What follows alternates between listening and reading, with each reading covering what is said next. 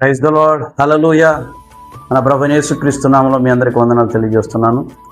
ఈరోజు క్రైస్తవ్యంలో ఉన్న బహు బలహీనమైన పరిస్థితిని గురించి మనం ఆలోచన చేద్దాం.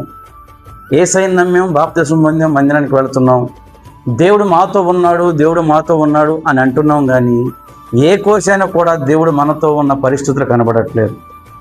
ప్రతి దానికి దేవుడు మాతో ఉన్నాడు అంటున్నాం, కానీ మన కుటుంబాల్లో కానీ మన వ్యక్తిగత జీవితాల్లో కానీ దేవునికి సంబంధించిన క్రియలు ఏవి కనబడట్లేదు.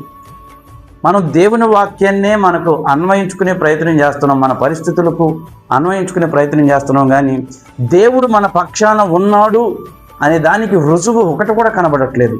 రోమ 8:31 ఉంది, దేవుడు మన పక్షాన ఉన్నాడు కనుక మనకు విరోధి ఎవడు అని. మనం భక్తులతో పోల్చుకుంటున్నాం, మనం అబ్రహాంతో పోల్చుకుంటాం.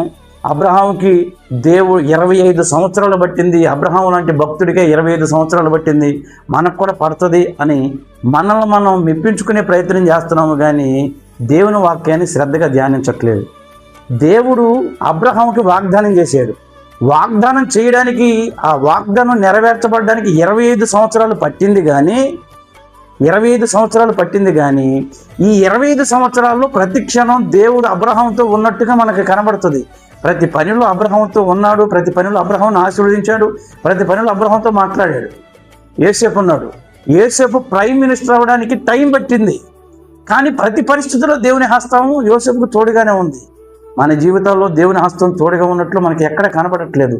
మన భక్తిని మనం మెచ్చుకునే ప్రయత్నం చేస్తున్నాం, కానీ దేవుడు మనతో ఉండేటట్లుగా మన భక్తిని మనం చేయట్లేదు.